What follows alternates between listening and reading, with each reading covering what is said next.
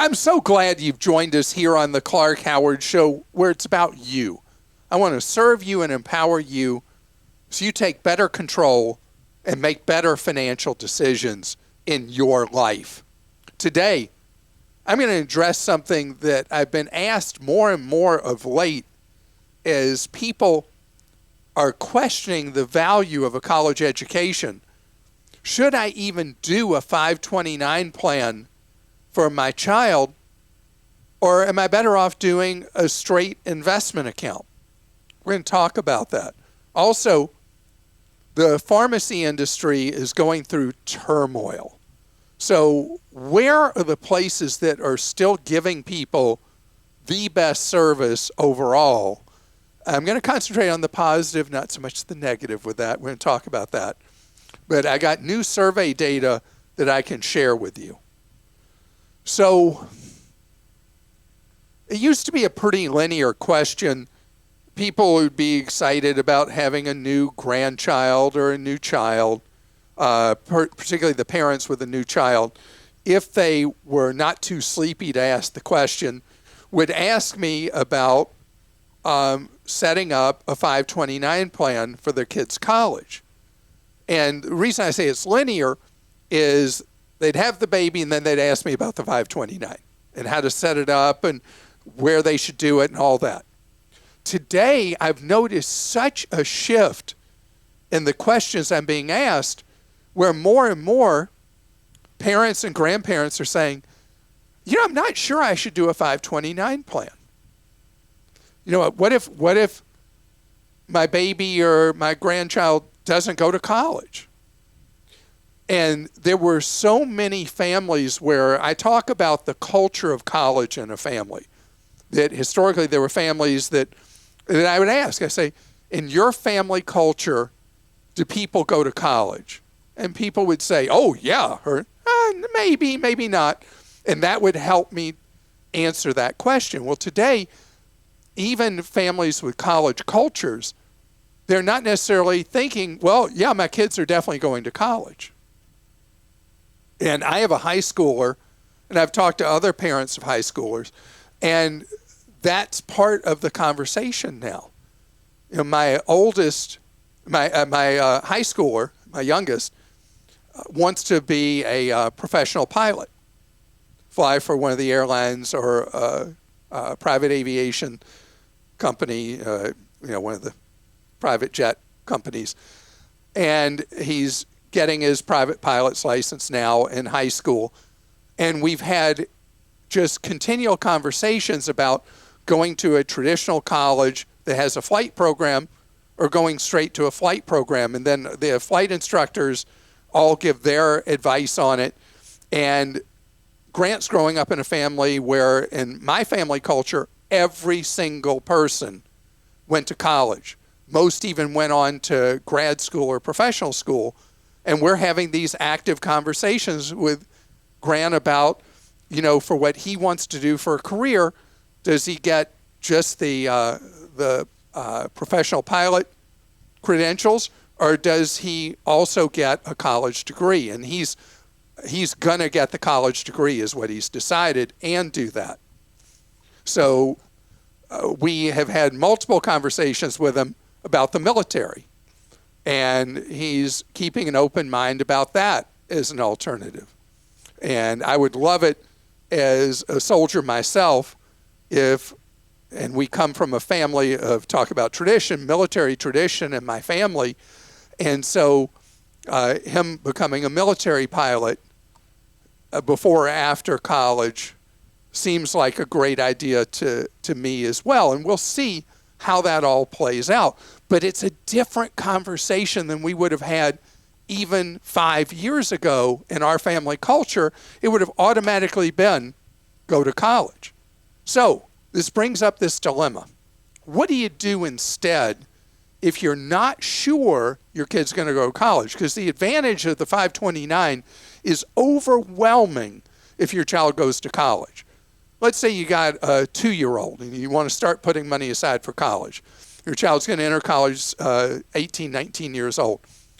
You've got 16, 17 years base of tax-free growth of the money you put in, and then tax-free spending of all the money you put in and all the investment earnings that accounts had when used for college. It's a slam dunk if your kid's going to go to college as a way to defray some, much, or all the cost of college. Bam. It just makes perfect sense. But what happens if your kid doesn't go to college? Well, you better hope you have another baby who does want to go to college, because you can transfer the money to them and it stays tax-free. But if you end up in a situation where nobody's going to use it for an eligible college expense, then you get hit really hard by the tax code. You get a 10% penalty on the earnings, and you have to pay tax on it. So you get hurt badly. So what are the alternatives? There are two. One, you do a traditional investment account for your child, and you put money into straight old index funds because the tax treatment's really favorable on those. And then once your kid starts working, hopefully no child labor laws where you live, and you get them working at about 5 or 6 years old. No, when your child's a teen and you get them working, you can then start moving money from that investment account up to what they've earned each year on a job, and then they got Roth money that from then forward will not be taxed. So it's a pretty simple process, two-step process, but there will be embedded tax over the years. The other alternative is for you to look in the mirror and say, you know, I could probably use saving more money for my future. So you put money in a Roth IRA, or put more money in a Roth IRA, even up to the max, because that money grows tax-free, and it should be intended and used for your retirement, but you can take money from it later.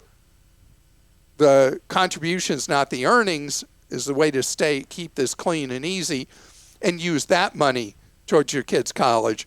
And you had that money in there completely tax-free, spending tax-free, and that is the other alternative. And Christa, that's a lot for someone to absorb, isn't it? So you have some follow-up questions for me on this? I do. The first is from James in North Carolina. He says, my wife and I are expecting our first child in February. Congratulations. And among everything else on our minds, a college fund has now come up. I live in North Carolina and have looked at the 529 plans, but I've been putting money into I-bonds for over a year and have read that they are also tax advantaged if used for my dependent's school. Which would you prefer? Would a rollover into a 529 be better when the bond rates go down more? So this is a question that's actually hard to answer because, yes, in certain situations, savings bonds are tax-free. There are income limitations to qualify for the tax-free status. The ownership requirements are very specific for that money to be tax-free. And over an 18-year period, you should mathematically, statistically, historically earn more in investments in a age-based portfolio in the 529 than you would earn in the I-bonds. Even though the I-bonds can be used for that purpose, I prefer between those two the 529 plan. And Steve in Wisconsin, you may have answered this, but he says, I often hear your advice regarding 529 plans, but wondered about the provisions within the Roth IRAs that allow for penalty-free withdrawals of contributions for a kid's education. On its face, this seems to be a more flexible approach to saving, as if the kids aren't college-bound, I won't lose any money invested.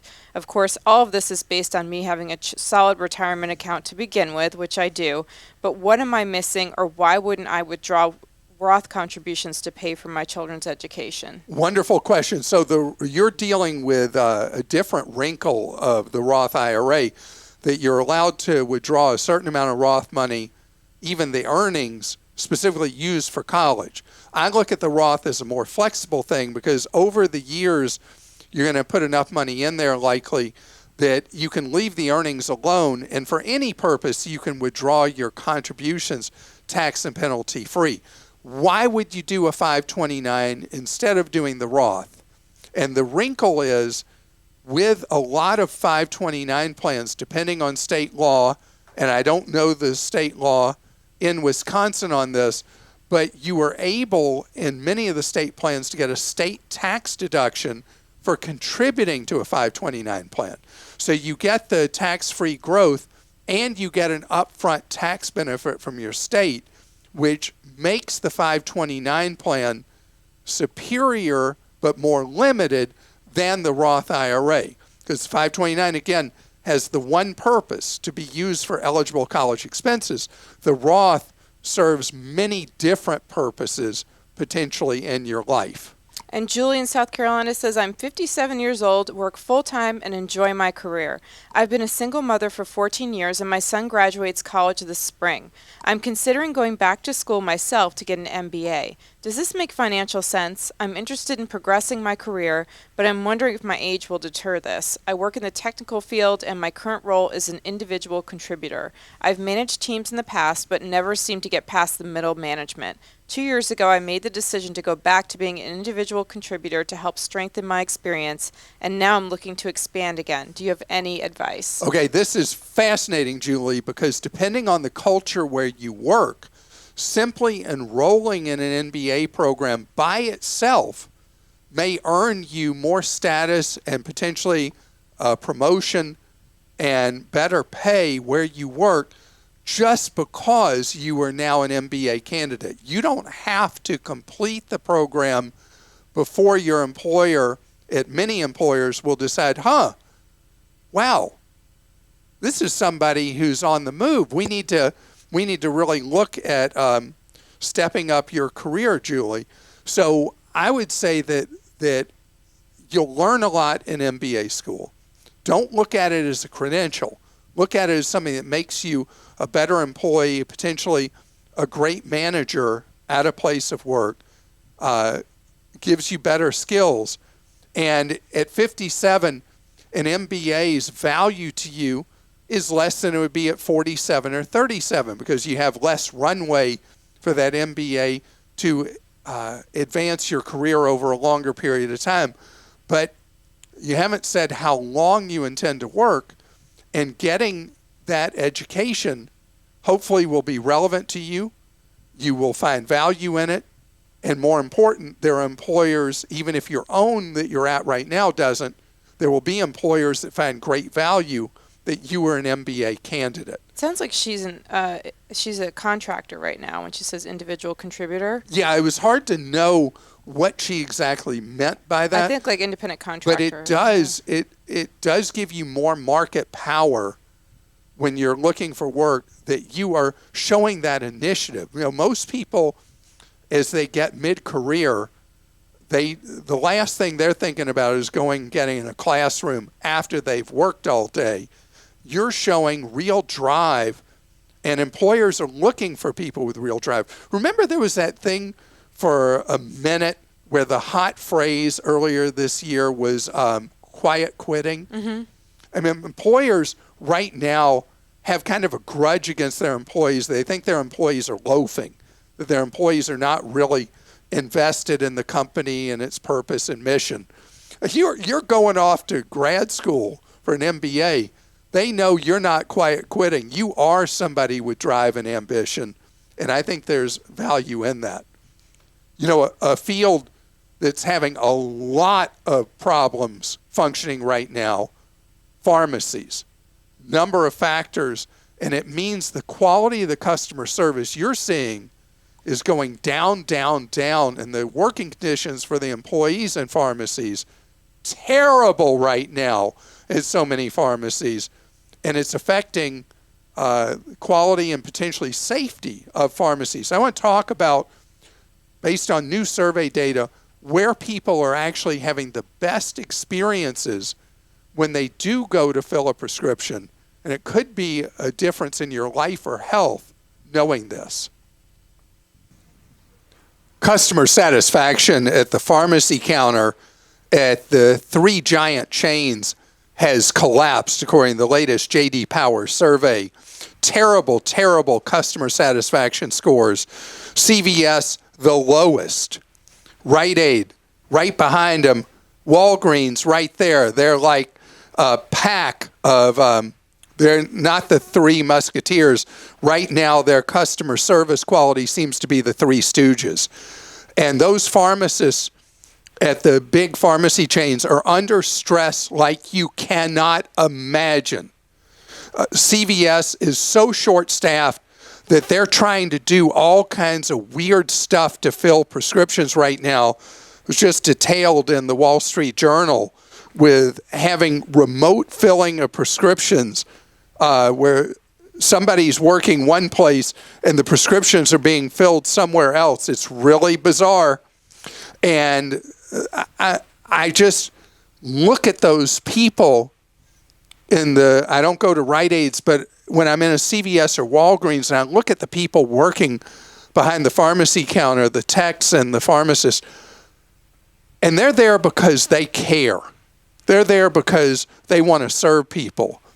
And the stress they're under, it's like they're carrying a load of bricks around on their shoulders because the number of people going to pharmacy schools has gone down. And this is kind of fed on itself that the labor shortages have led to too much work on the pharmacy staffs. And it's not just a problem at CVS, Rite Aid, and Walgreens, but according to the J.D. Power data, a much bigger problem with customer satisfaction at those three than it is generally in the marketplace. So I just want you to know who, according to the survey data, is doing a great job. And one thing in particular that stands out, supermarket-based pharmacies are making people much, much, much happier. It's not even close between several of the big supermarket chains, regional supermarket chains, they're all regionals, and the big drugstore chains, CVS, Walgreens, and Rite Aid. So one of them that a lot of people who shop at this regional supermarket adore it anyway, but its pharmacy has the highest satisfaction score of any pharmacy chain in the data the J.D. Power did, HEB. Behind them, Wegmans and Publix. Again, all three regional supermarkets. The pharmacy counter is an ancillary thing, an auxiliary thing to what they do, but they're doing it well, like the great customer experience people have buying groceries at HEB, Wegmans, and Publix. And I think that's a significant thing to note, that because a lot of us might not think of that top of mind of filling prescriptions at a drugstore. Now, who else did very well? In fact, the second highest score of anybody in any category, Sam's Club's pharmacy. In fact, Sam's Club's pharmacy got a higher score for the first time, I think, ever than second place, Costco Wholesale. I'm talking about of non-supermarkets, obviously. Actually, yeah, so if we were to mix all of them together, HEB tops, then Sam's Club, then Wegmans, then Costco, then Publix. So there are places you may not think about where you're going to get really, really good service. Independent pharmacies. You know, it's hard because they're owned individually. They used to dominate pharmacies, and now they are really just hard to find because so many of them have closed because of the ubiquity of the CVS, the Walgreens, and the Rite Aids. But there is a like a co-op for independent pharmacies called Good Neighbor Pharmacies, and they scored so much higher than the mega pharmacy chains. It's crazy. Now, a lot of people end up filling their prescriptions at Walgreens, Rite Aid, or CVS, particularly Walgreens or CVS, because the prescription plan at work pushes you that direction. And so that is something that you just need to know, that because of the staffing shortages throughout the industry, and I've had pharmacists tell me this, they're not happy pharmacists, but they've told me how important it is for you to check that your prescription is correct, because they are expected to fill such a gigantic number of prescriptions per shift, and they're so tired that the possibility of errors is higher than it used to be. So please check those items closely that you're picking up.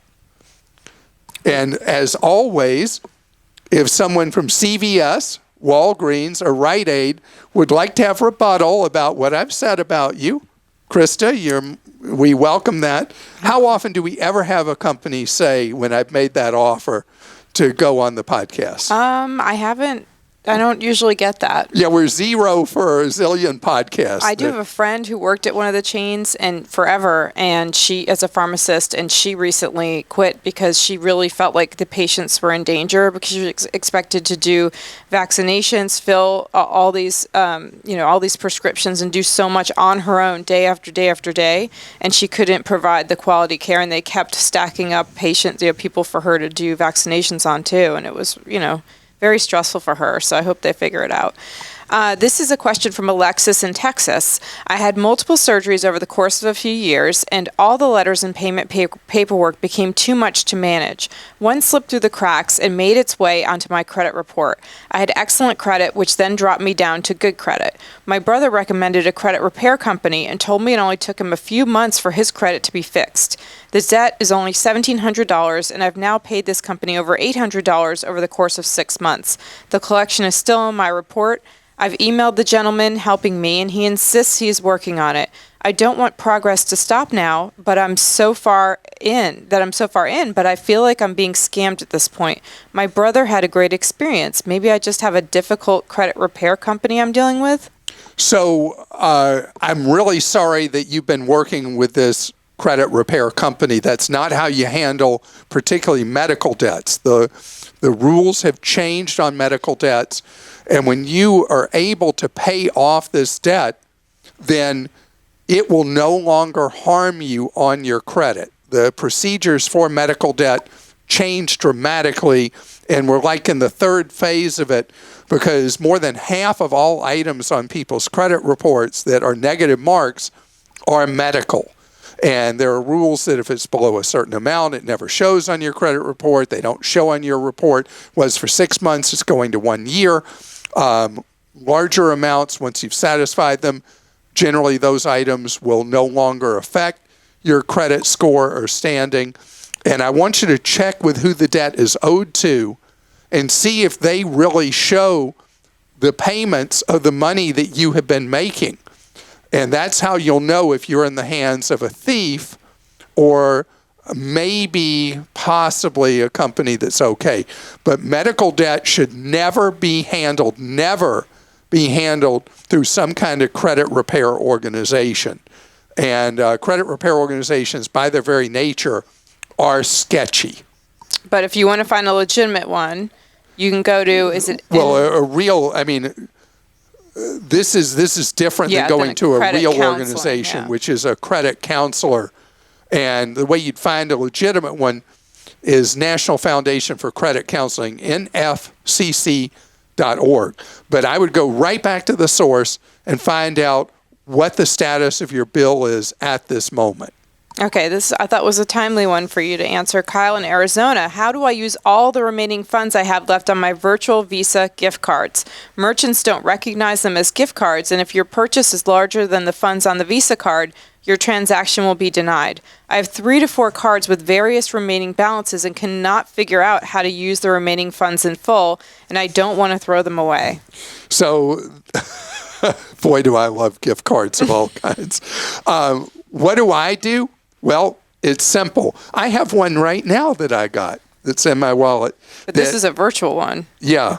So with a virtual one, you do very small purchases till you've emptied it out. If there's something that you need to buy, maybe you're buying it on eBay, you're buying it on Amazon. You don't have to be a Prime member to buy from Amazon. In many cases, you can get free shipping. Walmart, whatever. There are many ways you can use virtual money. If you order something online, food for pickup, you can use a virtual card to pay for that. And get the money cleared off. I don't like at all the virtual Visas or MasterCards, and it's just too hard to use them. I have, as I started to show you, Christa, I have an actual one, and what I do is I've got the same dilemma. You get to the point where you get the decline. When I'm down to a few dollars, I use it for fast food. Now, many people don't eat bad food like I do, so that would not be an easy alternative. But shopping online for inexpensive items is the best way I know. But you probably never can get it exact. That's the real problem. Like, don't Right, buy so those that's for called people. breakage. Yeah. And all the banks laugh at us behind our backs. All the retailers laugh at us behind our backs because they make billions of dollars on what the industry does call breakage. It's reported in their financial reports about how much money they make pretending that they've given somebody money that they've never actually been able to spend easily or at all. Ernie in Florida says, my current Roth 401k provider, Fidelity, is offering active management of my account for a 0.03% monthly fee, but they only have 12 different investment choices. I'm currently using 4 out of the 12. Is it worth it to pay the fee with limited choices?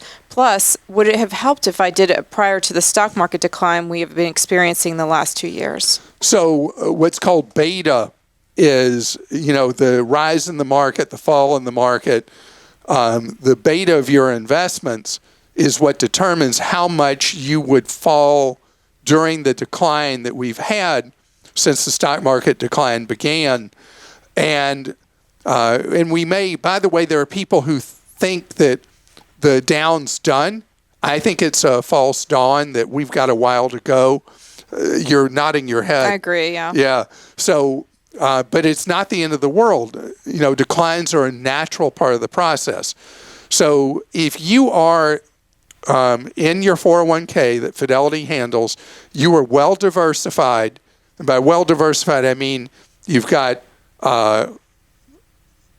your holdings split up where you own a lot of large company, small company in between, international, you own some bonds, could be in a Fidelity target retirement fund, could be you're right now in 4 individual funds, so you're not just doing target retirement fund. You may already be very well diversified, and that fee isn't worth it for you to spend.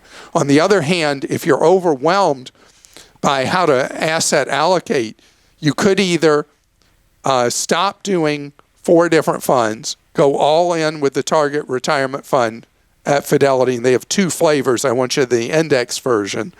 Or you could pay Fidelity the money to do proper asset allocation based on your age and your expected cycle of work till retirement.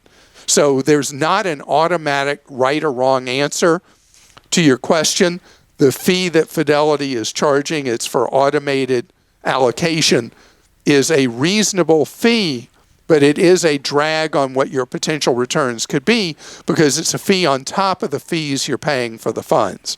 So if you feel really comfortable with how you're already spreading out your investments and your risk, then keep doing what you're doing. If you don't, then one way or the other, just a straight target retirement fund or pay them for the asset allocation.